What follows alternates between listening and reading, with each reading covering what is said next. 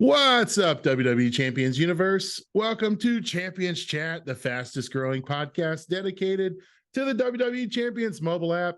We are the Head Shrinkers. I'm Samu, Rusty Graves, and with me as always is Fatu, Lee Brown. What's up, Lee? Hey, Rusty. You remember when Fatu left the Head Shrinkers and became Make a Difference Fatu? Oh, man. That's what you just gave me. You just made me Make a Difference Fatu. What era of wrestling would that have been?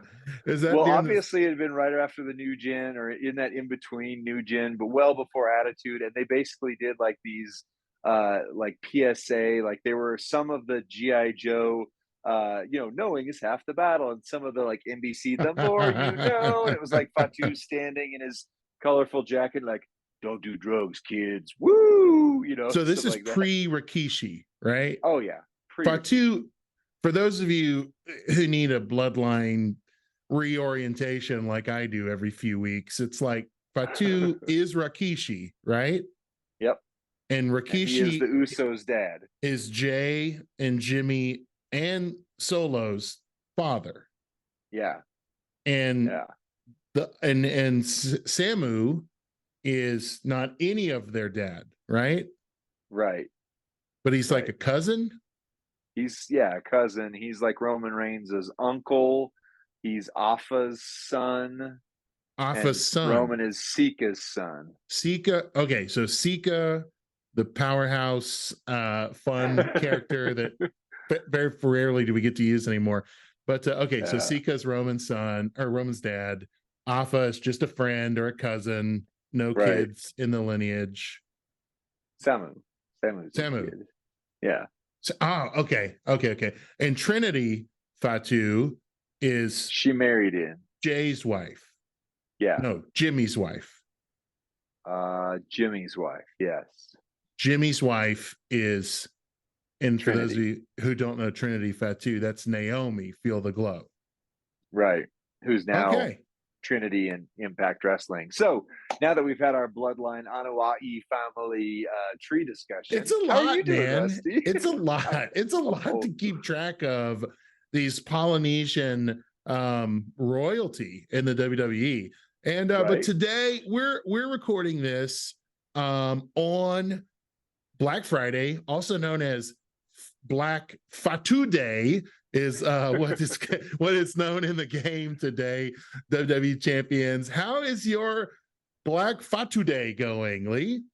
Well, it started out quite nicely. The great thing about time zones is that here in lovely snowy Colorado, we got the Black Friday reset at 10 p.m. So it wasn't too awful late for me. I had saved back so that I could do some Black Friday pulls. And you're going to see that video probably a little bit later today, maybe even before you see this video, depending on my editing skills. And I may or may not have gotten like 6 new characters, including maybe a very special one. Maybe. Was it Tech Cody? Was it Cody Rhodes in my soul? You're my hero, Cody Rhodes. I may or may not have finished the story. You're gonna have to watch the video to find out. You better not. You better not. I want, for those of you who have never listened to this podcast before, I am a Cody Rhodes mark in the industry, is what's known as a mega fan, a super fan, a fan that just will cheer for anything a particular superstar does. That's me and Cody. And yet the game that we love and play has been a little bit Cody withholding. Maybe that's the right way to say it. I've been Cody lean for some time. And so I don't have Striker Cody. I don't have Tech Cody. I do have Zombie Cody. And there's some debate as to whether or not he's a real Cody, but I do have Stardust on my roster as well. Oh, he's real to me, darn it. It's still real to me. So you don't want to share anything particular about what you pulled on today's episode, but it was good. 6 new, and no pressure. Yeah. I'm not. Well, there's 6 new. I could share that for the second year in a row, I did get the Black Friday character. So I One have of. Fatu. Oh, I have okay. Fatu. Is Yeah. Fatu the only? Are they both Black Friday characters? No, Samu is tomorrow. Once the Black Friday event ends, then he's the weekend character. Oh, okay, Fatu is okay, okay. supposedly only available. Like they'll do everyone saw with a player's choice or a best of, but like Johnny Knoxville from last year, I got him on a $20 pull, got Fatu on a $100 pull this year. Johnny Knoxville was available like 3 times across the entirety of this year. He's still super super rare. 6 silver on my roster. Love him. Boss battle. There has not been a character that I've used more frequently than Johnny Knoxville. He tends to be in the top echelon for like half of the boss battles that happened this year. So I have high hopes for Fatu. In fact, before we got on this podcast, I just recorded a YOLO video. I like him so much. I ruined my entire talent up plans. My entire next talent up was based around the fact that I had everything ready to take Braun 6 silver. I no longer have that ability because I put it all into getting Fatu to 6 star so he can make a difference on my roster. I mean, maybe this is a no-brainer, but like, did you actually see this poster previewed? I mean, like, did you watch gameplay, or is this theory? What did you base YOLOing a guy that is barely he's in the game by like a hair? Like, how would you know whether or not he's worth the YOLO? What if this was a tragic choice? What if your head is the one that's getting shrunk here? I had to take that risk for the content, and because yes, no, the reality is, you and I were both on stream watching, not alongside, but watching Goldie, who Oh yeah, we would love to have her on the podcast. We have a distinct lack of females on this podcast. she's She could fix Canadian that. too. We have a lack of Yeah, international guests, so she would meet two Professor is minority Canadian. boxes that we need to fill. On there you go. I mean, Davey and Professor. But anyway, yes. So plus Iron Sheik is anyway. Yeah. Hey, We need now, more. We need more. People are people, okay? We're not going to reduce people to what country and so forth. We love all of our content creators, all of our factions. So. Everyone is wonderful. That's the message. That's right. I hope every faction out there listening hears me say this. You are wonderful. Some of you are more wonderful than others, but you're all wonderful. That's right. So anyway, yes, I was on the stream. We were watching not Professor. He was in the comments as well, but watching Davey, watching Goldie, and the comment that stuck with me. This will now be in 2 or 3 of the videos I've done. Davey said, "This man out here hitting like he's in boss battle in the tour. He's hitting like he's in boss battle in the tour." So. And if Davey D says it, you can take it to the bank. That's right. That is the most trustworthy of all the most trustworthy. The rest of them are liars and crooks. What? According to Lee Brown. Davey, this is the hot take. Lee just said Davey's the only content creator you can trust. I did. He didn't say that. Oh, he didn't say that. But so here's the short form of it. 6-star bronze, move damage, very move damage based. He has 3 red moves. You put the right trainers on him. One of them hits for 4 million, and then the next one hits for 10 million. And then you have your finisher, which not only hits for 10 million itself, but also then does no, it's not a pin bar move. It does damage per botch, and it's the finisher. Okay. And that one not only does like 10 million itself, but also then does damage per botch gem. So you're talking 25, 30 million just right there. Flawless reload, plus, whatever. He's pretty awesome. But are you going to get the seance plate to put on him? Oh, if I could, my goodness. Could not you imagine? The seance plate, the fluffy phantasm. Oh, I thought No. the seance was the one where you do red and you get red gems and just red. Right. So Fatu doesn't touch the board. He never actually touches the gems. His is entirely just the moves play off each other. But the fluffy phantasm, that's what Davey had on him for the stream. Okay. And every time you drop a juggernaut gem, it automatically reduces your opponent's MP by 3. So they never get a move off. Because his biggest weakness is he's not turn 1. Their head has been shrunk. He's not turn 1. That's right. Just yeah, but is he okay? So for the sake of discussion here, like you say, okay, but not turn 1. But if they have no MP, like their turn 1 is nothing. It doesn't matter, right? Unless it's, let's say it's like Ghostbuster Cena or Acro Shawn Michaels that can still fire off a turn 1, but they're not gonna deal lethal on their turn, arguably. So, but I don't have those. I mean, I may sound like I'm a whale. I literally spent my $100. I haven't done that since Zombie, and I won't be able to do that again unless I get some birthday money next month. Like that was my one shot, and I just got really lucky on it. So you're not a whale. I don't have you're a dolphin. Plates. You're like a dolphin. Maybe. I'll take a dolphin status. Yeah. Miami Dolphins play tonight on a Black Friday NFL game. This is not a football podcast, but to my knowledge, it's one of the only times, maybe the only time, NFL has been played on the night after Thanksgiving, on the Friday night. Wow. I have no memories of that ever happening. So it's pretty neat. Go sports. We like our sports to be choreographed in advance. We like our sports to be simulated combat. That's right. Simulated combat sports. Not this real combat stuff where people get concussions. We want everyone to be safe, but look like they got hit really, really hard. Right? That's what I like. I like it. That's what you're thankful for. Don't you call it fake? Don't use that F word, simulated combat is a good way to put it. Sports entertainment. I don't want sports. I want sports entertainment. That's awesome. Well, what are you thankful for, Rusty?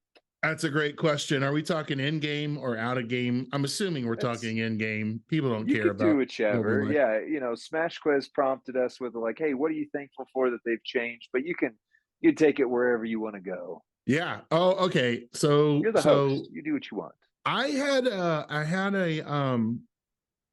a person that listens to Champions Chat kind of take me down memory lane this week and say, I remember when you first started the podcast and you were introducing the 6-star meta, and you were basically saying you're at a crossroads where the game is going to leave you behind because of how long I was bemoaning how long I thought it would take me to get to any 6-star superstars, much less multiple.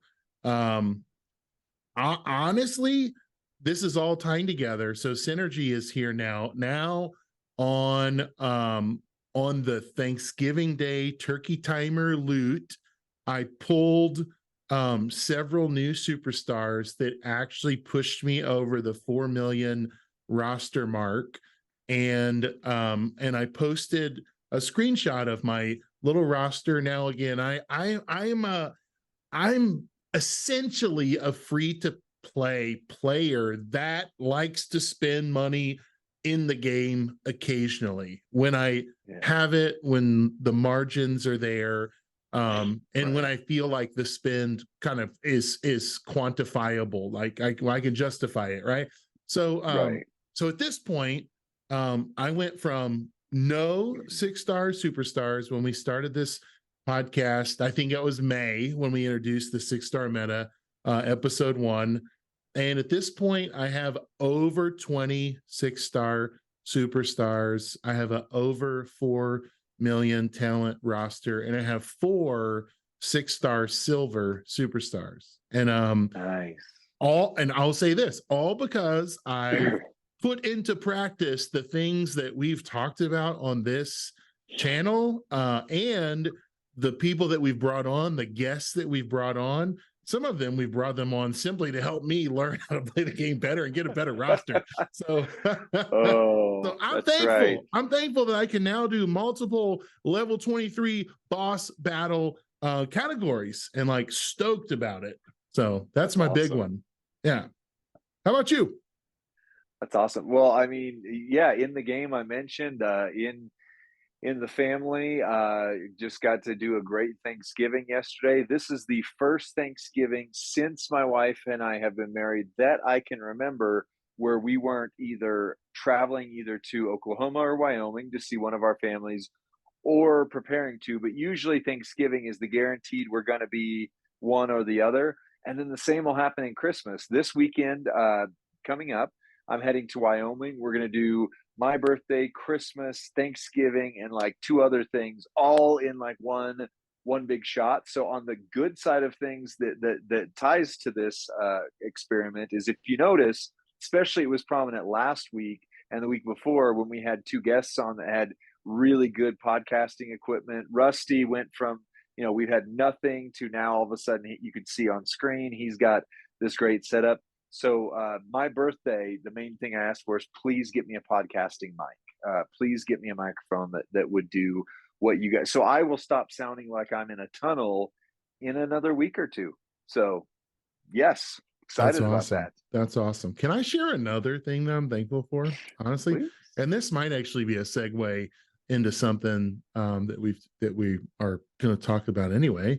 As I'm thankful that we are playing this game in what I would consider the most generous administration since its inception. Like I don't know what's going on behind the scenes. I don't know if there are different developers or like I don't know who is in what rooms over at Scopely offices, but I can say this: whoever is there now, that group is dedicated to an improved and increasingly improving player experience. Whereas there were times in the past, particularly pre-COVID, like pre-2020, I think that was still the 4-star meta. Things were just really tight, really discouraging. Resources were really slim. It really felt like it had become a pay-to-play game. It really felt like people that spent got to enjoy the game, and people that didn't were just miserably farming and grinding and accomplishing very little, no matter how much time they spent. So all that to say, I think this crew over at Scopely HQ, whoever they are, because I really don't know. Like honestly, I don't know if it's the same people or different people or whoever. We know there was a community manager before Furpo, and we know Gerson joined the team. Like we know some of those things because that's all public. I mean, that's I just don't really follow but I don't that know who stuff. they were. I don't. And I don't really follow that side of the game. But I can say this in all seriousness and in all integrity. Like I really feel like they listen and they respond, and that they may not always get it right, but I think especially after my like TP rant last episode, which kind of went like low key viral. People were sharing it and commenting on it. Like, okay, so I don't think they always get it right, but I think this crew is determined to making it right. And in-game messages, in-game gifts, explanation. There's more explanation of like, here's what we're thinking, here's the results that it led to, and we've kind of evaluated, and we don't necessarily think that was what we wanted. The predetermined outcome wasn't accomplished, and so here's this loot to make it right, or here's this. We got solo MLC points this week. That's insane. When have you ever 10,000? When have you ever opened your inbox and gone, oh, I've just caught back up to the pace? Crazy. Right. What are you thoughts on that, Lee? Responses to that? Yeah. No, I agree. Like you said, 100% integrity. Absolutely agree. I think we continue to say the best time to be a new player in the game, to be an existing player in the game. I think part of the story that we'll see is no matter what Scopely does, it's always too little, too late. Some people are going to say, "Oh, that's the greatest thing." Some people are just, no matter what they do, "Oh, that wasn't enough." I want to point to two or three specific things just from this last week, though, that I think moved the needle forward, and then I'll just close off TP Gate a little Things bit that made there. you But smile. What is that things fair that to make me say? go, Yeah. "Ah, Yeah, yeah, yeah. Things that yeah." felt like a cooling aloe vera gel into a Ooh. sunburned shoulders, right? That is what I anyway, yeah, back to you, Lee. Sorry. Anyway, yes. So two things in particular. One of them, and they're both communication related. One with some gifting. The in-game message that they sent out that said, "Hey, we're not doing as well as we thought we were doing. We think this last few weeks, last couple months, has not been the experience that we wanted to provide players. We're committed to making that better." I mean, that could be an entire episode for us to dwell on and say what could make the game better. That's for maybe another. But the fact that they're not only doing that behind the scenes, but also letting us know and just being honest enough to say, "Yeah, we didn't hit the marks that we wanted to hit." Like that is, Mm, it's honest, it's good, it's a good step towards the community. It lets us know, like, oh, they really do see these things. I mean, I think, right. the stuff you see on Discord, and we've talked about it before. I think Merrick's server is disproportionately negative of all of them, and I don't know why, but if you go there, there's a lot of like chatter of, "Oh, they just never do this, they never do this right, they never," and some of it's fair, right? Some of it is okay, maybe they didn't hear us as well. But the fact that they've said, "Look, we recognize we're not hearing you as well as we thought we were. We're going to do better." Like, that's what you want. Like, as a dad, Right. I have times with my kids where maybe I am a little more upset than I should have been. Maybe I don't follow through the way I thought I would on something. Whatever it is, the best possible thing I can do is go to my kids and just say, "Guys, look, I love you. I dropped the ball, and I want you to know I'm working on it." Because that's the Right. example I want to set for my kids, for them to grow up to be healthy human beings, Can right? I So let me that's ask you one. this, Lee? When have Yeah. you ever heard of a business, a for-profit business saying, you know what? We just want to say thanks to our customers. So we're just going to give you this stuff for Yeah. free. We're just going to give, Yeah. we're just going to, and like, not only give it to you for free, but imagine if Amazon or whoever just a couple of packages arrived in the mail today, just because there's just like, hey, thanks. Yeah. You've patronized our business, and Right. we noticed, hey, some of our processes weren't ideal, and so Yeah. here's this stuff.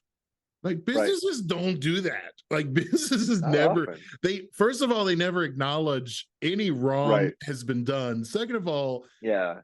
if they know it's been done, they hope to God the customer doesn't ever realize it or figure it out. Right. Right. And then it's like, moreover, they don't just give. Well, here's some Right. freebs just to say thanks. That's why I was like, Right. big move from Papa Scopely. Like, that's Yeah. awesome. So I is agree. as emboldened as my rants are at times, like I'm just as quick to say, "This is awesome. This is Right. awesome. What the heck?" Like turn an air of gratitude. Like when Yeah. the ear listens and responds, let's celebrate. So yeah, That's right. And as it is Thanksgiving, which is the day to be thankful for what you have, and Black Friday, which is the day to forget all that thankfulness and go and buy more things. I would club just someone say, over the head for a deal. for a Just, TV that, yeah, I you need don't that need blender. anymore. Like Oh, Bushwhacker Luke. He just, oh, brother, cousin Luke. Yeah. I had that toy, and that was exactly Yeah. what its command That's what action I was was. Is it just picturing. The one old arm did Hasbro. this? Yeah, the old Hasbro toy that did that. Yeah. Oh, Yeah. Yeah. well, I will Yeah. just say, in the spirit of Thanksgiving, and as a reminder this Black Friday, it has been said the attitude of gratitude is a solution to a million problems in life. And I absolutely agree with that. The Wow. attitude of gratitude is the solution to a million problems in life. Did they get it 100% right? No, and they admitted that. Did they go as far as they could have? Well, in some people's eyes, they went far enough. In other people's eyes, it's never going to be enough. But What the more would we're be, thankful, right? yeah, And you could what just would say be? that. What would be enough for some of Right, us, right? Like right. the heart has an unquenchable thirst, right? It Yeah, always wants more. When right. Rockefeller, the one of the first American, Yep, billionaires, was asked, how much money is enough? And he yep. said, just a little bit A more, little more. Yep, just a little more. So I just think a some little of more. us, it's never going to be enough. It's not. And what do you want? I mean, what do you want? What? Yeah, You know? be thankful, be grateful. Yeah. Because back in 2018, yeah, 2017, it might have been, they did a study with multi-millionaires. You had to be a multi-millionaire to be in this study. Oh yeah. And the I question declined. was, I wasn't you do, available that week. right? Yeah. Yeah. Obviously.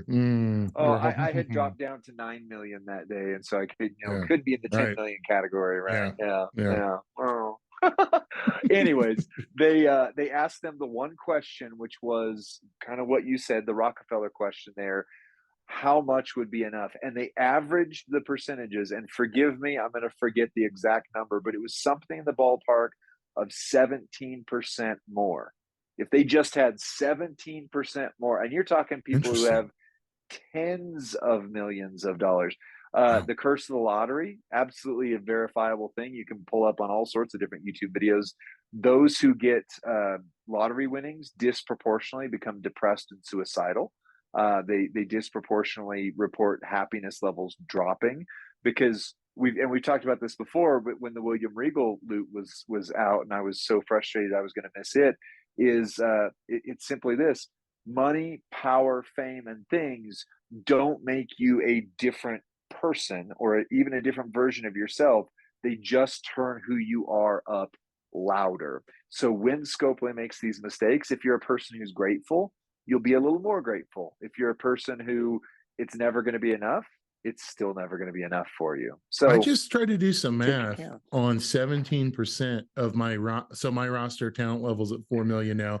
And if it increased Multi-million 17%, I roster. would be at 4.68 roster talent. And I can Would tell you be happy then, Rusty? I Would that don't be the think magic that would line? make a difference. I'm so excited to be at 4 million that I don't think 4.68 would have me feeling any differently than I am today. Right. Until I hit Well, the there you next go. milestone of 5 million. Then I go, oh, I hit 5 Then, million. This is then, incredible. oh, Yeah. yeah. I Yeah. just put out So my 5 million video from my on the roster flashbacks. So the last piece you then are such a is the braggart TP follow. sometimes. I'm sorry. You That are, was low you key are, too, because I wasn't even you trying are. to. Oh, I just released my 5 million It was from roster Father's upgrade. Day. Oh On my Father's Day this gosh. year. You've been at Anyway, 5 million since July, I'm June. I'm I'm over 6.5 million now. So yeah, but Ah, again, same like sometimes from when it's, we started this. I'm It's glad you're there. I've heard someone say that gratitude lifts our attitudes. Gratitude. So that's a lot simpler. yeah, Gratitude right. lifts our, so I'm grateful you are Yeah, approaching 7 million, sir. yeah. Thank you There you go. for rubbing that in my face. Oh, but I see Merrick's videos. I see Davies' videos. They're in the 10 million ballpark or getting close. And I Oh, go, if only, if only, right? No, it just turns you up if louder. You only I are. had the looks and charm of Davy D. I say Yeah. that when I watch his videos too. Yeah. Yeah. Mm-hmm. Yeah. Yeah. Oh, so last piece, and then we'll move on to the rest of the episode is TP Gate, right? So response to last week.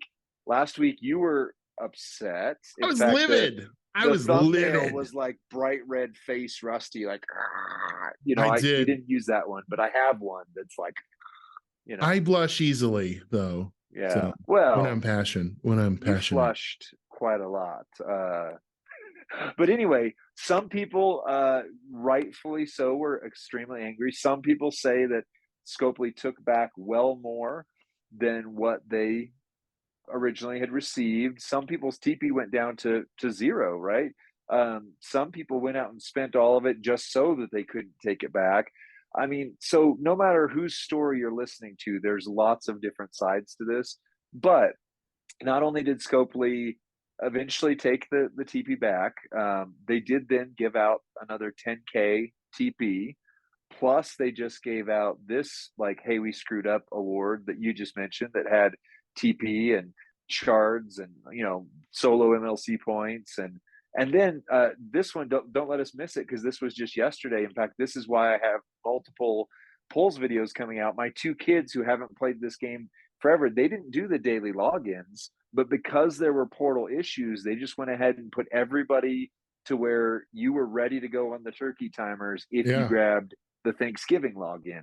Right. And everybody got 20 polls that included mostly older characters, but a lot, like, I know Acro Steamboat is probably the most common out there right now. That guy was so rare until yesterday. Yep. Now, Yep. like, he's an older character, sure. So is he going to change your roster? Yes. No, but he's a great trainer. He's a great trainer. Which changes my roster, because arguably my strongest superstar is Relentless Kevin Owens. And so now to get that boost to trap gems, like that's he's way better than my 12K Santa Hogan that was only dealing 2200 bonus gem damage. So like big. Now you can do infinite. Well, yeah. So, and just so you know, like, let me have a Lee moment here for a second. In the last few months, so Kevin Owens been the guy that I've chased, that I desired, that I wanted, that I built up, got him to 6-star, and then I didn't have an ultimate strap, so I got an ultimate strap, and then I got the moment in this month's Talent Cody Up. Rhodes I got moment. the American Nightmare moment that makes him a feud monster, giving bonus damage, additional traps, and I got the sheriff's badge on his ultimate strap. I don't yet have the Titan plate. If anyone at Scopely HQ is listening, can we please get the Titan plate back in the plate shop? Thank you. Thank you. That would be awesome. So I'm running an alternate build with him, but stoked about that. Steamboat was, like, for me, it was as good as getting a valuable plate. It was like as good as getting a valuable moment, like for where I'll see the damage increase on him. So yeah. So we could all be like, oh, they're all older characters that we got, or we could just be like, hey, lots of people got stuff.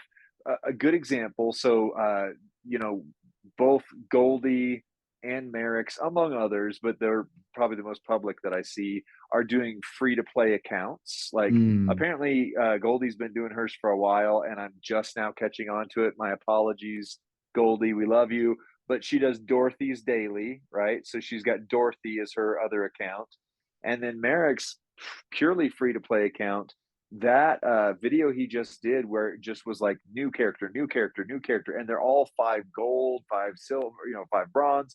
Like that's a good example of, if you were a new character or a new player, or even within the last year, and you just got those turkey timers, you're not going, oh, how dare I get Acro Steamboat after 3 years? You're going, oh my goodness, look at these monsters I just got on my roster. And let me say this too, in case you're out there listening, you're like, why do they talk so much about new players? Why do they talk so much about low spenders, free to play? Because this format, our show, our content, that's our primary demographic. So if you're out there, we got some whales too. I agree. I and totally we're good agree for the whales. We have totally some helpful content, but I think the reason people listen is to say, how do I get a little better at this game? Some people listen because they just want to hear us talk about the game, and that's great. And it's like entertain. So like Lee and I, we have this kind of this balance we're seeking to achieve. If those of you have ever wondered what goes into our thought process, we're trying to balance entertaining about the game and also like helpful or like information about the game. So Infotainment. that basically cable news. We're trying to be cable Right. news, Oh, wow. infotainment. We're trying to what? No, we're not going there. Yeah. See, I can't steal Davey D's isms, but that would be a pause right there. David D, what is you talking about now? when he talks to himself, he corrects himself in his own, like in the third person. That's the best. That's my favorite thing that Davey does is he voices his own internal monologue, the voice of correction. Right. So a little bit of Professor, a little bit of Merrick's, a little bit of Gerson. Like we are us though. We're not trying to be somebody else. We're just trying to be us. And this is authentic to us. Because this is what I would want to listen to if there were other podcasts out there. I could never be Garrison. I could never. Yeah. Hello, I greet you from the land of maple syrup. Like that would never. I don't even know what a Canadian does sounds like apparently. I don't even know what a Canadian is apparently. Other than like Bret Hart. I don't know. Are there Canadians in Colorado? There's certainly none in South Carolina. There've got to be. There are Canadians everywhere. They're slowly infiltrating parts of the globe and deceiving us with their niceness, so that when they rise up and take over and become our overlords, we don't even notice. Is this the border crisis I've been hearing about on cable news? The Canadians the Canadians are coming down from the north and taking our natural resources and our Weird Al tried to warn us. They're taking over our video content. Well, anyway. Should we do community spotlight? Let's do it. So one of my favorite things that we do now is I feel like what else is authentic to us is we are a channel of the people, right? We're not sitting here in ivory towers. In fact, again, we're totally lo-fi and doing that, but we are trying to represent the community because there's so many different voices in the community. So one of the voices that we brought to the table this time around was suggested to us and got connected to us through somebody else. But for once in this, you talked about we're good for the free to play and new. Well, today we're bringing on someone from the top faction in terms of statistically verifiable data, right? Number one. This is the top faction in our game. It's true. Flex from the Woken family. So Flex didn't want to be on camera, but we did an interview. And what Rusty and I are going to do is I'm going to play the role of the interviewer, and you are going to read off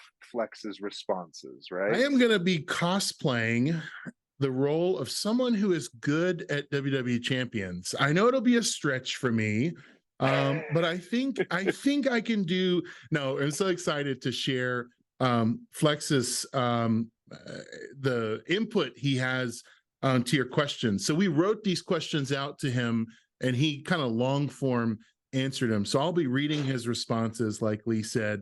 That's right. But I won't be adding or edit. I will not be massaging his answers. We're letting his answers speak for themselves, and we may we may add.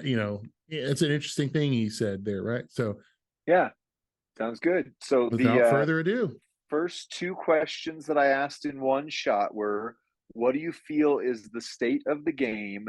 And tell us about your faction and what you love about it. So state of the game, I think the game is in a better place now than ever before.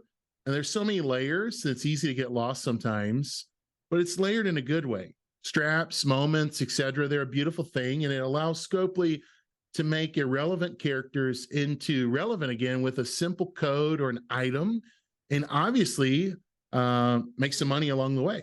The game itself, I feel, is fine. Occasional warts and all.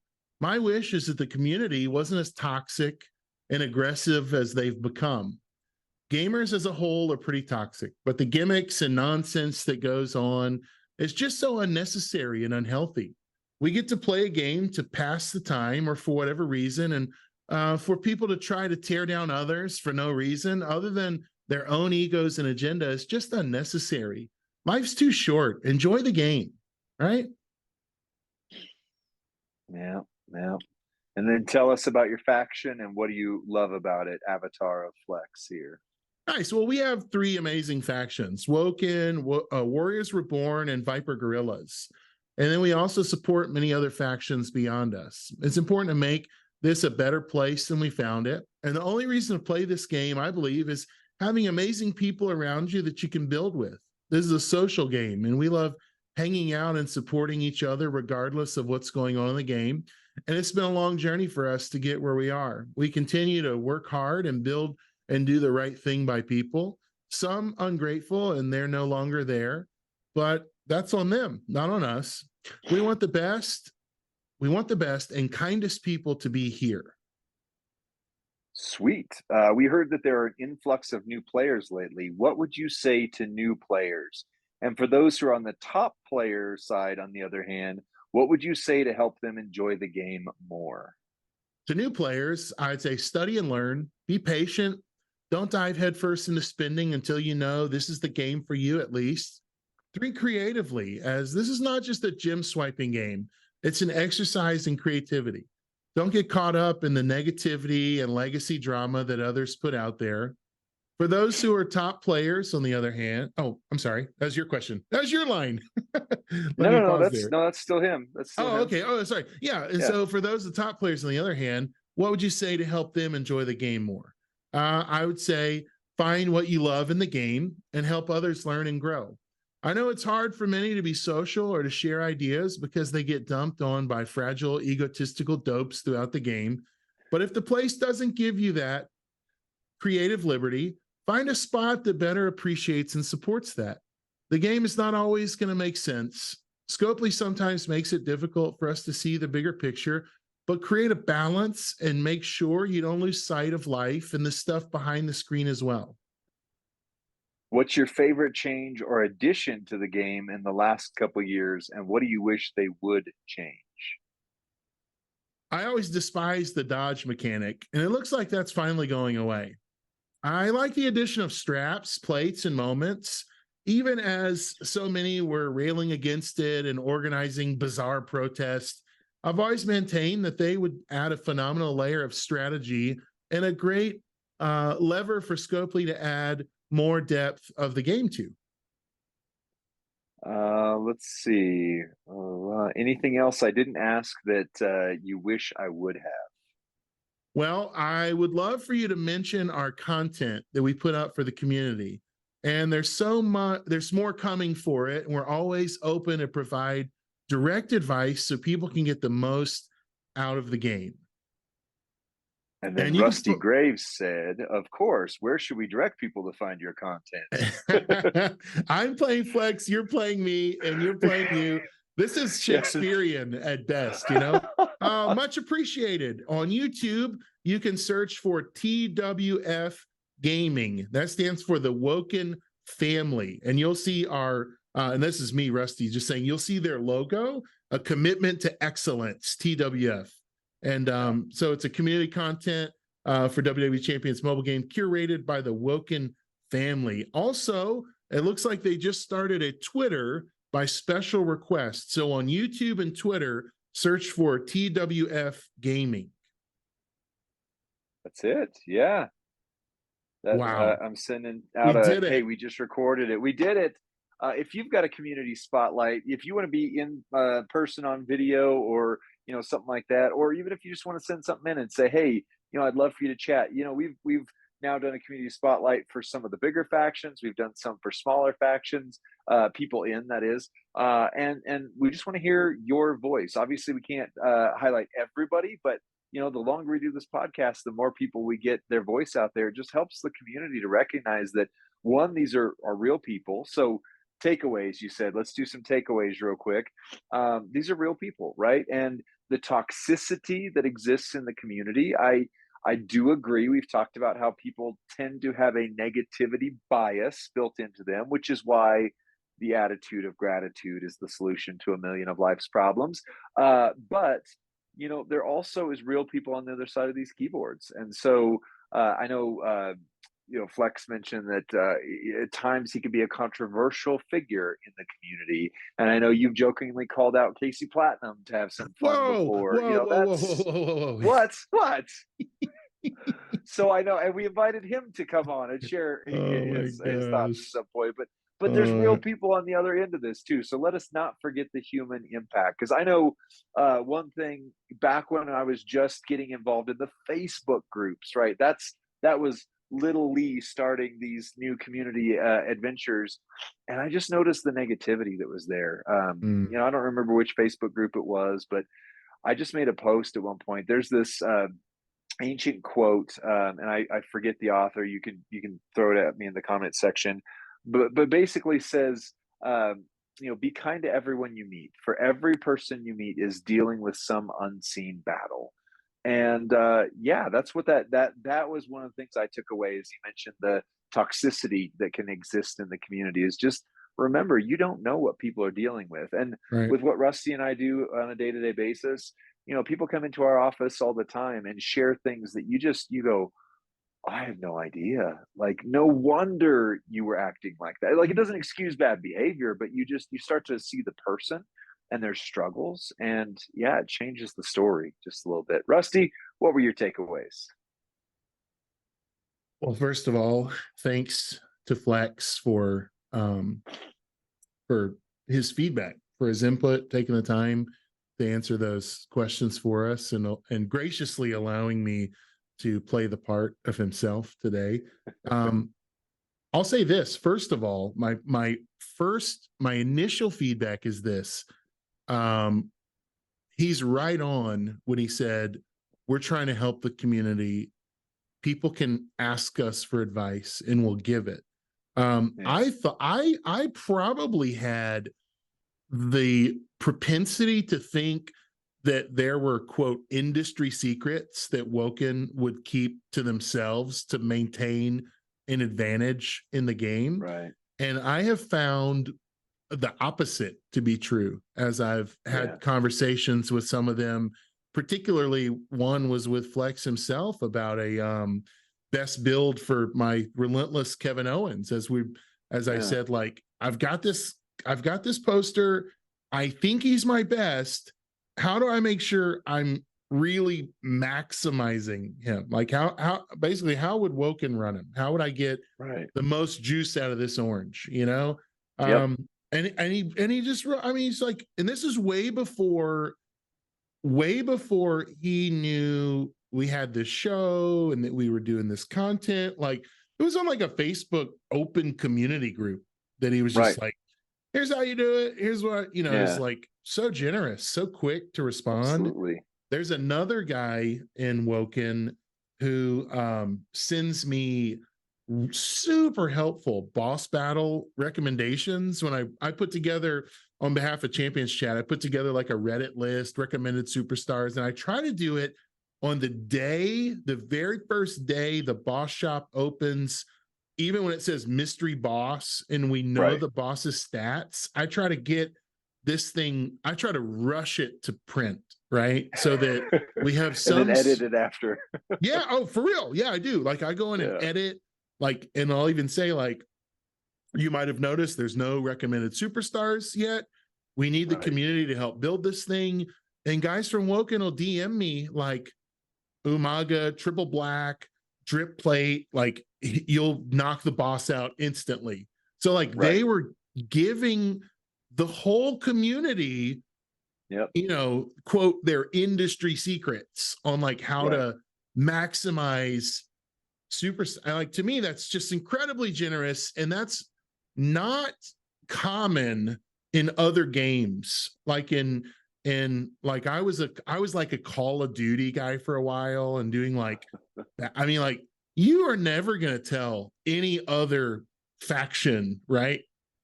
Your secrets to the map and where you hide and where you snipe from and where, like, that is, you're not going to share that ever. Right. And so we actually, and you don't know this yet, we have that person I was talking about contributing to the boss battles. We're going to be doing a community spotlight featuring him in a few months because we just don't want to do kind of too much of one faction all at once. But probably later in December, January, we're going to do community spotlight, and he's going to come on, and he's going to do, you know, audio, video, all of it. So it's exciting. That's awesome. Yeah. That's awesome. Yeah. So one other thing that kind of moves us to the next step, but also kind of is on that, was this negativity train or was this really great, is the new Extreme Rules. Rusty, what do you think of Extreme Rules? War games. Okay, so my first take of it is I don't think we got to see a very good indication of what it can be, simply because, you know, okay, Legends era was required. Ghostbuster Cena was able to punch out the boss, if you will, before the Extreme Rules timer even went off. And so, assuming you had a 6-star bronze Ghostbuster Cena, you didn't really need even top trainers or plates or straps. I mean, just the bonus damage that he does from countdowns. So I'm curious. I mean, it's good. I like it. I think more individual format, more solo formats are good, really good for the game. You're not waiting on someone to join the lobby. You're not counting on anyone else to help you beat that level. And so I think that's great. That's exciting. I think what's possible is more exciting than this week one rollout. Yeah. And that's the way, I mean, like, think of boss battle, think of the new showdown mode, think of, you know, whatever. The rollout is never like, whoa, right there immediately. It always turns into something. But I think for me, the biggest thing that I'm excited about with it is variety. The more months where we just have, okay, there's a showdown, then there's a boss battle, then there's 2 different feuds, and then, you know, there's just no variety. Like, variety is the spice of life, right? This allows for variety. I mean, I know people get upset and complain when they do survival matches or when they do, you know, whatever, but think about what you just talked about with boss battle, where the community comes together and goes, oh, did you think about this person? Or what about this build? Or what about, to me, this feels like the potential to have a solo boss battle light experience. That's right. That's what it feels like to me. And I think it's good. I think that could be, whether or not the first one landed well, I think the overall experience is, the more variety we get in here, the more excited it is.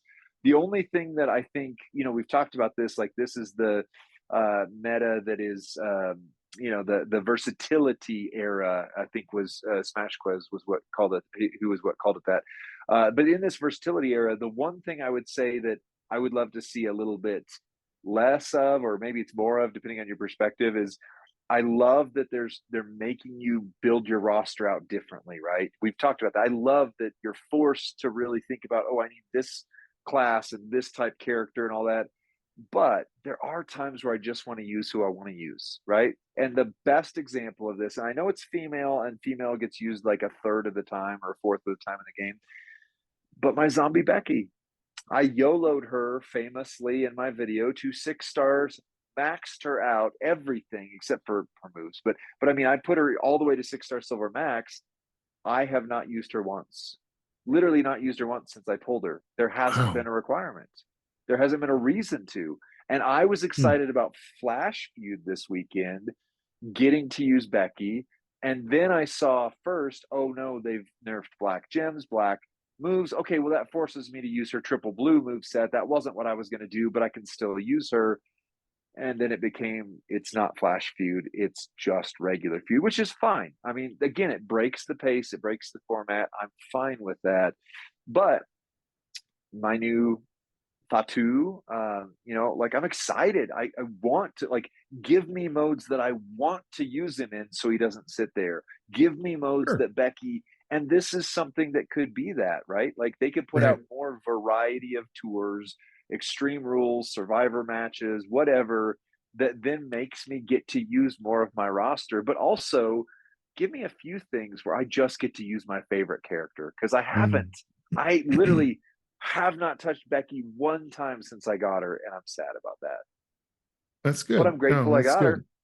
That's good feedback. I like that. Lady boss battle, please. Next weekend, lady boss battle, please.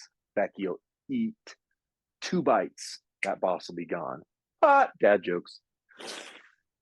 Yeah. I'll see myself out. Yeah, well, I just think basically Extreme Rules at this point is going to be a ... You know, more to come. Yeah. We're Agreed. interested. This has potential, and let's see more of it. Yeah, I think it'd be really good. You know what? I'll say this before we get off Extreme Rules. I remember having the thought this could be a really neat format to try to experiment with, or even like hone in on the new move types where we're seeing combo or hardcore. Because I was like, I don't know how I'm gonna meet the requirement if the Extreme Rules timer goes off and I have to make like 55 reds, and yet Cena is the best I got. Then you go, oh, but wait a second, you know, what if you have almost like the Bob Orton, like what if it's a powerhouse, right? And then you have a special ability, right? And then you can deal. So I think the new move types, whether it's hardcore or combo or the third, what was the third one? Whatever it was. Reversal.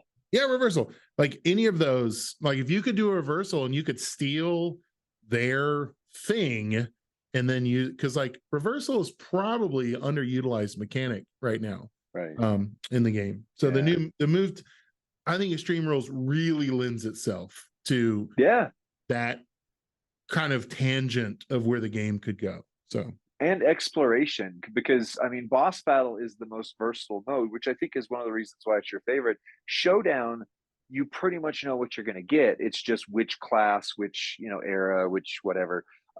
Feud is I mean, there's line bonuses. You're going to use the same characters, you know, and like, thank goodness when there's a line bonus that makes you use, or a CSS that makes you use somebody else. But for the most part, you know what to expect by now. This gives you the ability to say every time there's a new Extreme Rules, it's different. Like this time it was 55 red gems. Muhammad Ali went out there and destroyed, but didn't get the CSS bonus. So you had to figure out how to that get makes it with sense. Ghostbuster Cena, right? So I like that versatility. I like that. I really do. Yeah. It's good. All right. We for those of you who don't enjoy watching WWE TV, you can go ahead and turn us off now. But for those of you who do, or for those of you who watch just to hear us talk about WWE TV, we are now 1 day away from Survivor Series War Games. So we're going to talk about our picks and predictions in this next segment. And I've got the card pulled up for Survivor Series War Games. Any initial thought, any just like 30,000 foot general thoughts on it, Lee, before we dive into the card? Yeah, two kind of beside the scenes, not really behind the scenes, but beside the scenes thoughts. One is AEW actually counter-programmed Survivor Series. They put two of their things on free TV up against at the same time as when Survivor Series is happening. I you know, hey, fortune favors the bold, right? Foolhardy as well. But then on the Survivor Series side of things, I think WWE got out ahead of things with the ending of was it Raw or SmackDown, where Cody, you know, I'm gonna introduce my fifth guy, and I've got it was Raw this legacy. Week. The end of Raw. We've got a real legacy together. And he hears voices in his head.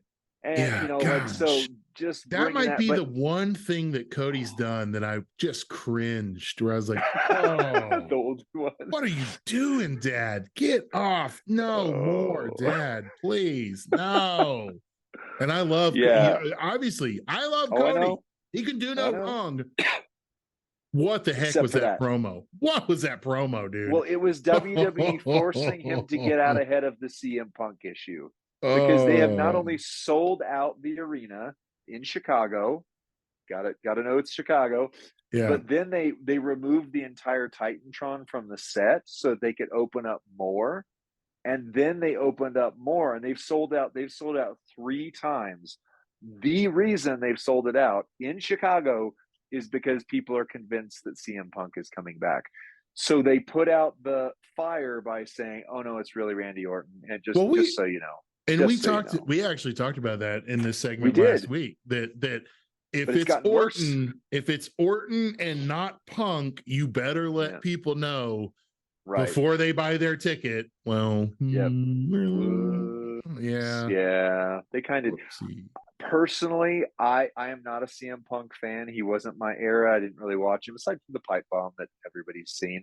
Yeah. But I will say, even I feel like I will be disappointed at this point. Like, for me, Randy Orton is a Seth Rollins to me. They're probably the best of all time, or up there. And I just don't enjoy watching them at all. When Seth Rollins is on TV, I'm like, I wonder what else is on, right? When Randy Orton's on TV, I'm like, well, he's going to hit a good diamond cutter. That's what it is. It's a diamond cutter, not but that's it. Like, once he hits the diamond cutter, the RKO, then I'm excited. Otherwise, I'm just like, and that's it, right? So I am not excited that it's Randy Orton. So that's my preview, and then we'll get into the card. But Rusty, what are you thinking here? Well, I think most of my thoughts on War Games are going to come up in the card itself. All right, what's the first match? Well, first match. Now I'm reading off the card in the order there, and I'm reading it in the order that WWE.com has it listed on their site. That is not reflective necessarily of the programming. First on the list is Carlito versus Santos Escobar, with Rey Mysterio sidelined due to injury. Carlito stepping up, representing the LWO against their defector, Santos Escobar. Will this be interesting? I feel like this story was a few weeks too late, maybe 2 pay-per-views or so too late. If he would have turned, Santos, that is, would have turned not, like 2 months ago, I think it might have been exciting. I think at this point it went from exciting to we all saw it coming to all of us went, why did they not do that yet? We know they're going to. And then when they finally did, it was like, all right, there you go. So I honestly, I think that Santos should win. I think that's my prediction and pick is Santos. Why? But I don't know. I mean, why would he win? He needs, I mean, otherwise, like, okay, so Roddy Piper said it best in the WrestleMania 1 reflection that he did before he died, one of those videos.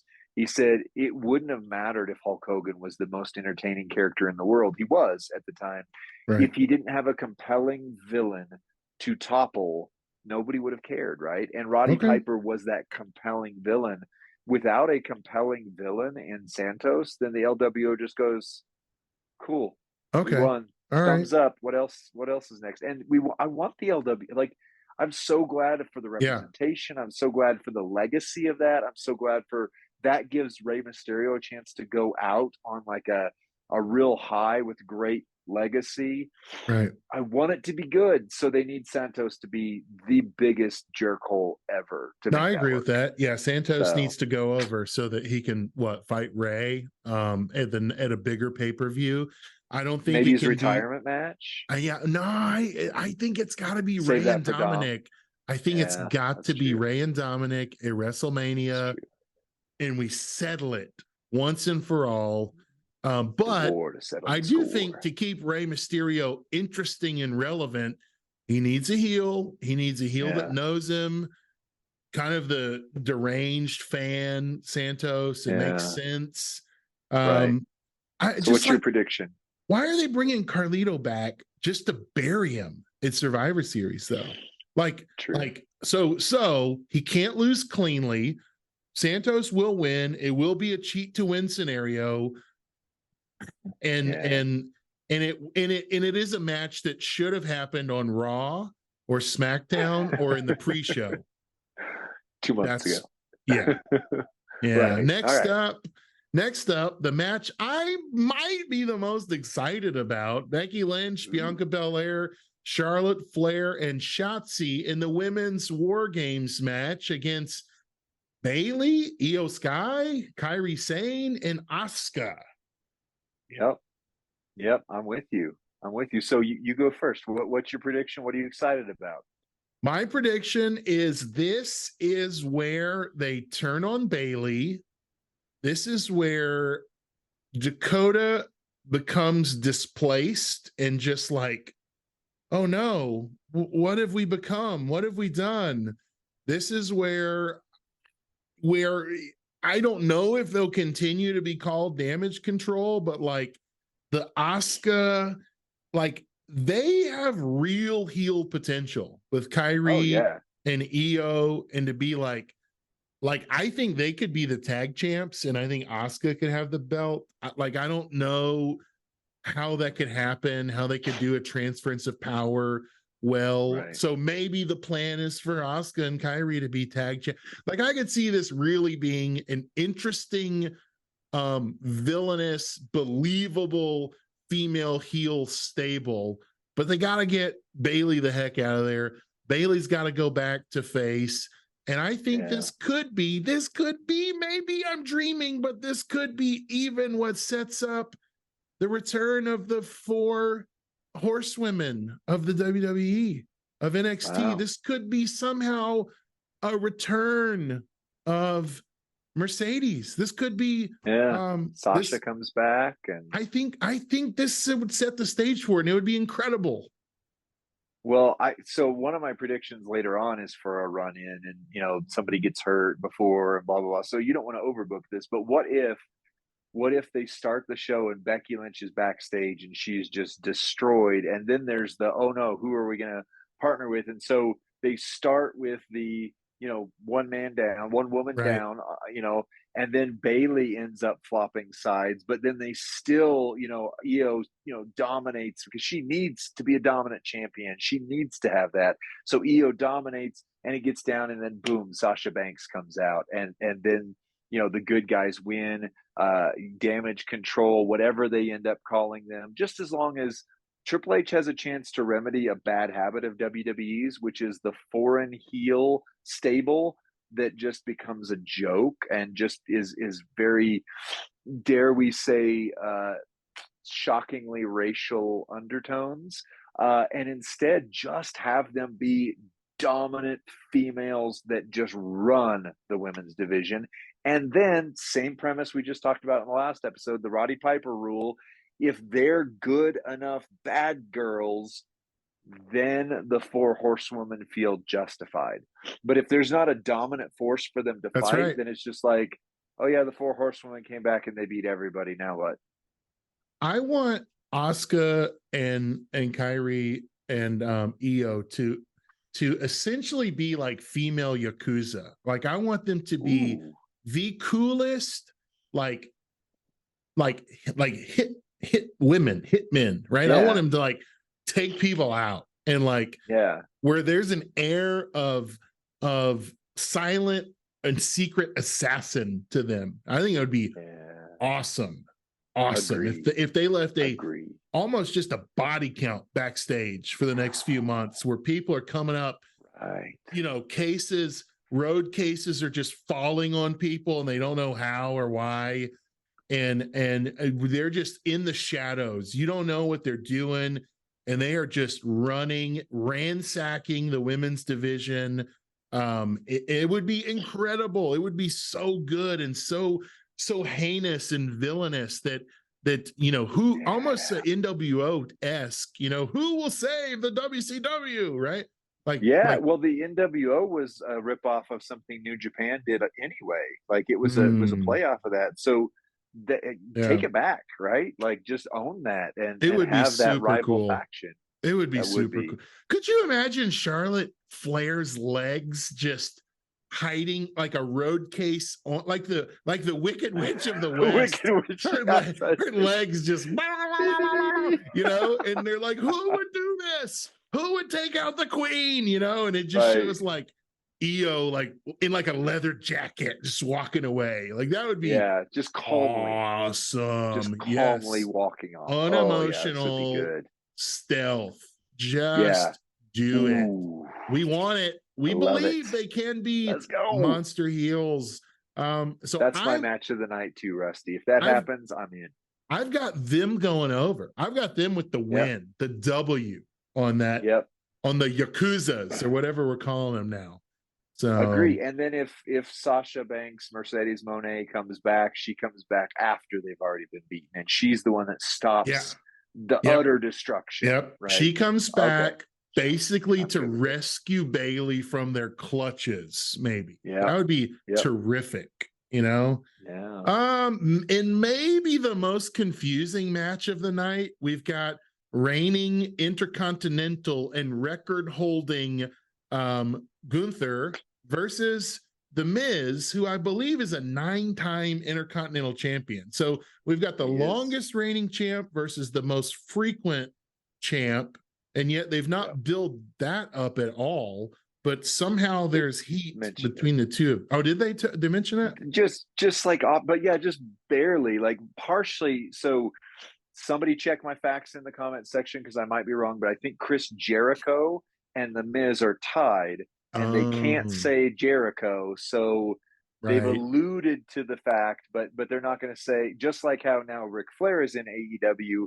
If John Cena ever or Randy Orton ever got that win that they needed to eclipse his, they're not going to.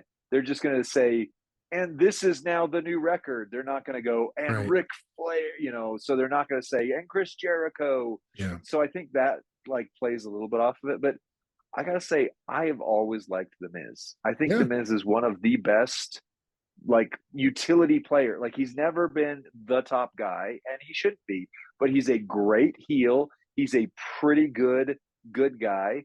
And aside from the fact that he flops between them a little too freely, I Isn't there think an they've done a industry good term job for with it. that? A tweener? Isn't that the A industry term? tweener, just Is like that, yeah. somewhere, yeah. Isn't that a Well, wrestling but he's term? not like Stone Cold. A tweener, I mean, well, like Stone Cold was more of like the anti-hero, right?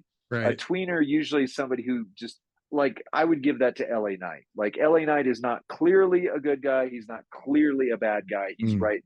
Miz goes like like way over this side, Okay. and then way Okay. over this side. Fair. Like That's fair. really like speedy between the two, Right. Right. like Big Show used to. Right? So they didn't build this match properly. I was really Nope. hoping Gunther was going to go after like Maurice or his marriage or just Yeah. like he went after his career. Oh He yeah, that was a great promo. It really was. And Ooh, they were Gunther both proved in himself. suits. Yeah. And they Yeah. and of course Miz with the cheap shot to bring him down to his knees. It was really believable heat. And yet it lacked the depth that like I always refer to the DIY saga. Like that was the depth of storytelling. There was a moment where Ciampa did the most villainous thing anyone has ever done in wrestling, where he Aside from Shawn Michaels to Marty Jannetty. no more. Do you know about, you may not know about this. He I don't had watch NXT. Gargano on top of like a railing up top, second story. He had him set up for a pedigree. Ooh. Had his arms crossed, pulled Gargano's wedding ring off, kissed it, and threw it away. Wow. That's awesome. And it was like, oh my gosh. The depth of villainy that was in Tommaso Ciampa's heart and the way they told that story with Candice LeRae, it was incredible. It was incredible. And if you missed that, you missed probably the best storytelling they have ever done. That we needed just a glimpse of that in this feud. We needed a little bit of Gunther saying, I'm going to hit you so hard, Maurice cries on your stupid show next week, or something like that. Something where it's like, nice. The stakes are raised. Right. Agreed.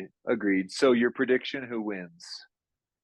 Gunther can't lose to me. Like they've booked him he's untouchable. This can't be believable or realistic in any way. This can't be. Agreed. There's no way the Miz can, which makes me think interference or a big return or Logan Paul, like something. What could happen to make this I don't know. interesting, because I don't think it's going to be the outcome. Oh, I don't Yeah. know. I think they're building Logan Paul and LA Knight for WrestleMania. Oh, it's So possible. Yeah. where does Gunther go? I don't know, but yeah, I mean, if they had played up the story of like, oh, Miz is the conquering hero, is finally going to eclipse this record, Right. maybe. But yeah, with where they're at, if Gunther loses, it's just going to Why? be like a Yeah. Why would he okay, why? lose? Why? Why? What's, He yeah, needs there to would, he needs to be the boss that goes after whoever beats Roman. right. Yeah. I don't see, I think Miz probably has the least chance of getting a W of anybody on the card. Well, no, maybe Yeah. this next person. Who's that? Who's that? What's the next We one? got in the women's world championship match, we've Oh. got reigning women's champion Rhea Ripley versus up and comer, and I think is a wonderful entertainer, Zoe Stark. I like Zoe Stark, Agreed. but I like her too. She's not going to win. Yeah, and it's like, how could she? How could she? Right. This makes no sense that Rhea would drop the belt here to her. Right. Agreed. And I mean, if we just keep matching each other, there's not going to be a winner. It's not a prediction battle. It's just us agreeing, but it's okay. The only thing I see that needs to happen here is they've got to pee or get off the pot with Jade Cargill. Like they've waltzed her out through multiple events now, and there has been some like speculation that maybe Triple H finally saw her in ring work and went, "Uh-oh, what did we do? Maybe she's not up to the level we thought she was." But they can they can build around that. Like they need Jade Cargill somewhere in the picture. And if it's not going to be NXT, it needs to be against Rhea. And so this is the chance to bring her out and have her debut properly. So I'll offering a dissenting opinion here. I think Nia Jax is the person who's going to medal in this match. I think Nia.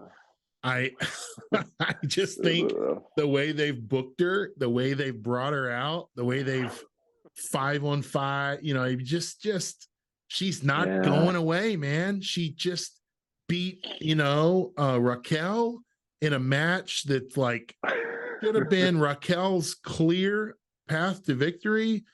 I could see Nia. Now I'll go dream booking here. Dream booking is Nia comes out to medal, and this is the start of Nia entering the bloodline and the bloodline versus the Judgment Day. Okay. That to me, that would have gravity. That would be immensely entertaining to see. Yeah. Zoe versus Rhea is not. Zoe, I mean, I love. I agree, and her Z360 is a amazing finishing move. She has a great look. Honestly, WWE is sitting on one of the best women's divisions I think they may have ever had in terms of athleticism, in terms of personality. I mean, a lot of them are still building, so they haven't got to that Becky Lynch level, but they've still got your Becky Lynch, your Bianca, your Asuka. Your Charlotte, they sit on top there. You bring back in Sasha, suddenly they could just do instead of doing SmackDown and Raw, they could have men's roster, women's, I don't know, but whatever it is, but they're building up something great. But I still think Jade Cargill has to do something soon. Otherwise it's going to be the same thing we just talked about, where it's Santos Escobar over again. 2 months ago, they could have did something great with this. Now we're going, thanks for finally getting there. Yeah. But this is the chance. I think they miss it if they don't do it here. But yeah, Nia, bloodline, maybe. I'd like to see Zoe. I'd like to see Zoe team up with Ivy Nile and be a tag team. I really like Ivy. She's like the short, like super buff chick. Yeah. Oh man, she has the gun. Like she is a very like well built, muscular woman. Like, wow. And you know what? She could do something there. They put her with Maxine less on Raw, and like it didn't make sense. But she carried the match. She carried it. Every time Ivy has been in a match lately, she steals the match. She's the most impressive, the hardest worker, has the best spots, is the one you go, whoa, this little bulldog, there's something special about her. And I So think they need, yeah. So I think her and Zoe could really put together an act and do some really good stuff, but it ain't going to be this week at Survivor Series.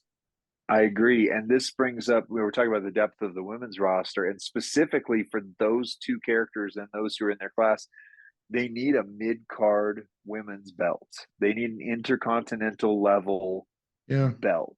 And Jade famously had that in AEW, the TNT champion, or TBS championship, which that I think is silly, naming it after the channel they're on. But anyway, if they had some sort of a mid-tier level belt for the women, that gives a lot of intrigue to those type of characters, so that we don't have to fantasy book them against Rhea. Rhea can be on that elite level, and Ivy and the others can be fighting for this mid-card belt, working their way towards, because I agree. I think all of them are getting there. I think the ones we've called out are the Becky Lynch of 4 years from now. You know, they are the ones we go, this is the best one that's in the game now, you know, not the champions. Yeah. And I think that should, on some level, that should be the NXT title, but they've got that roster is so deep. That, man, it needs its own. Yeah, you can't send them back to NXT at this point, and you really can't have them believably, take over. Right. Well, I'm not a fan of having too many belts, but that's one I want to add. True. So anyway, main events. Well, wow, that's it. Main event already. Well, let me just say this, Lee. Right? Do we truly have Raw and SmackDown women's title belts? Are they called that? Well, no, I like the way that they've got the women's world and the women's universal, or whatever it's called. I mean, I like that. Like, I like it not just being the Raw belt, the SmackDown. In fact, the one thing for the men's roster I want to see as soon as possible is the tag team belts being separated, because now you've got DIY. For sure. Now you've got Alpha Academy as a stable. Now you've got, you've got things that are interesting happening, and the belts, they're still carrying out a blue and a red belt. Like, they need to have the world tag team champions and the universal tag team. I don't care what language you use, but I like it not being blue because it's SmackDown, red because it's Raw. Like, I get branding. I love branding. It's great. Yeah. At least that made sense. But do something different. Whatever it is now doesn't make sense. Where the tag team champs have 4 belts total, and they can be on either show. And they're just wherever they need to be. So main event already. Main event of the night. It's going to be a small card unless they add more matches tonight on SmackDown, which is possible. There is still tonight's SmackDown, but as is on the WWE website right now, the final match of the night is the men's War Games match, and that is our Drew McIntyre and the New Day versus Seth Rollins, Randy Orton, Cody Rhodes. The New Day. Yeah.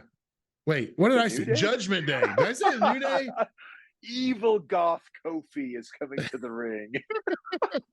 They cosplayed for Halloween I mean, New Day did cosplay as the Judgment Day for their Halloween stuff. So that was the return of Big E. He's coming back tonight as comes back as Mr. Money in the Bank. Oh my gosh. Sorry. Again. I'm glad you caught that.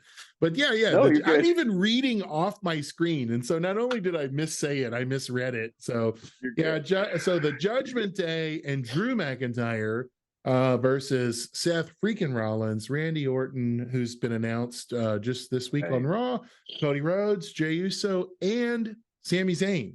So 5 guys that don't go together, don't necessarily like one another, and for some reason, Kevin Owens is not on this team. What reality are we in where, hey, I know a guy, let's call him, and it's not Kevin Owens. Like, what? Yeah. What the heck was that? Well, again, it's been built around this where it feels like it's CM Punk. I thought Shinsuke was supposed to have a card against a mystery opponent. He might. I don't know. So, because it's not on the website yet. But if they didn't build that up right, Shinsuke is supposed to be fighting towards a mystery. Maybe it's Raw, which would suck. But Kazuchika Okada is the one who's supposed to come out to fight Shinsuke. that would be a huge reveal. That would add some intrigue. But to me, this is the most like the Survivor Series of my heart, my childhood, where it was Hogan and the Hulkamaniacs, and you got Tugboat and Big Boss Man and whoever, you got these random guys seemingly at the time, the All American team and the Undertakers on the All American, so there's a history of things not making sense with that. But this to me is what Survivor Series should be. The other side of this, though, is the Judgment Day angle going into this should have been, look how united we are and look how separate you are. Like, we are a team, you are a group of individuals. And because we are a team, we are going to whoop this group of individuals. Instead, it's Drew McIntyre, which they could have done that we are a team. If Drew McIntyre had come out, they said, "Are you with the Judgment Day?" He said, "I am." And that's it. Like, boom, I'm judged. I am part of this. Could have been interesting. He might still, who knows? But I don't see Judgment Day winning. I think they should, but I don't see them winning. They should have built up more of a fracture in the good guy team. The good guy team seems to be united in spite of their differences. Judgment Day seems to be divided in spite of their similarities, and I think that should have been flipped. So I can't book them into I feel like they booked themselves into a corner. This is the least interesting match on the card to me, and it should be the most. I don't care about this match, unfortunately, as it sits. If CM Punk comes out, great. I think Randy Orton coming out is going to get a pop. I think that's going to be a big deal. But if I were the booker on this, I would have Randy Orton be that backstage. I told you with the Becky spot, like I'm going to use this later. Make Randy Orton laid out backstage. They're going, oh no, it took everything to find this guy.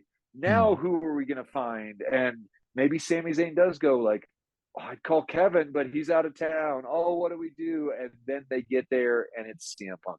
Without that, I think Randy gets a pop, but I think there's a backlash afterwards. I really think this is a Blutista, Rey Mysterio coming out at the Royal Rumble instead of Daniel Bryan. I think this is going to be one of those level events where we're like, yay, Randy, but you're not the right guy. Is this a terrible premium live event as it stands right now, as the card stands? I hope not. I love Survivor Series. I want it to be the number 3. Royal Rumble's the number 1. Always. I know that's backwards. WrestleMania is number 2. Right. Survivor Series should be the number 3. Like, SummerSlam is a big thing, but it's just a regular anything goes pay-per-view. This is where it should be, like the Survivor. War Games is great. Like, I love War Games, but the Survivor match of some kind, like this should be the most important thing until we get to the Royal Rumble. And I don't know that it feels like that to me yet, but it could surprise us. I mean, Crown Jewel, we thought was going to be a throwaway. It had some really good matches, like surprisingly good. True. Are we going to see Roman and Solo show up in the main event? Are we going to see them interfere somehow to get to Jay, start a beef with Cody? I mean, is there going to be any lasting implications towards WrestleMania from this thing? So the one fan theory I've seen making the most, making the most rounds on this is that it comes down to Cody and Jay against the entire Judgment Day. Maybe Drew McIntyre got eliminated, but the entire Judgment Day is still there. And they look like it's overwhelming odds. And right when it's the pivot point of the match, Jay turns on Cody and reveals that he's still Bloodline. And then the rest of the Bloodline come out, clap and cheer.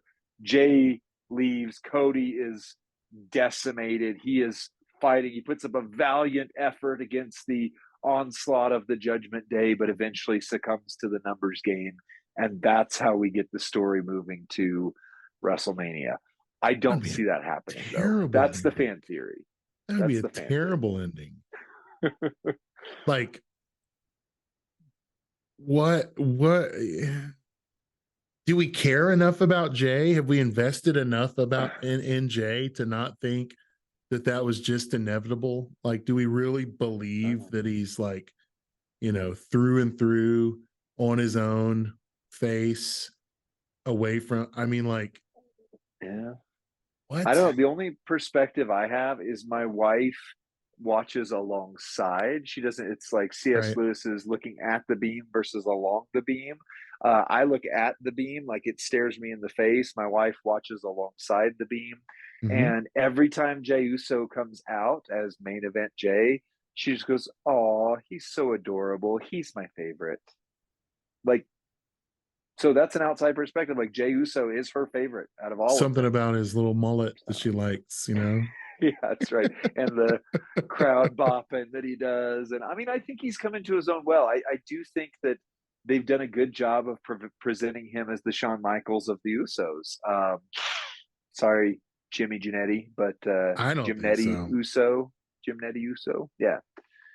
I Anyway, don't know. It what is feels your like, take on this match, Rusty? Because I think I've presented the darkest timeline. Give us the real thing. Give us the no, good I thing. don't know. I like, they got to do something, right? To make us care about this PLE, to make us Yeah. talk about it tomorrow at work, and to have people log on to the Peacock network and new subscribers and clicks and views. And like, aren't they all about, you know, um, going viral? And like, there's Yeah.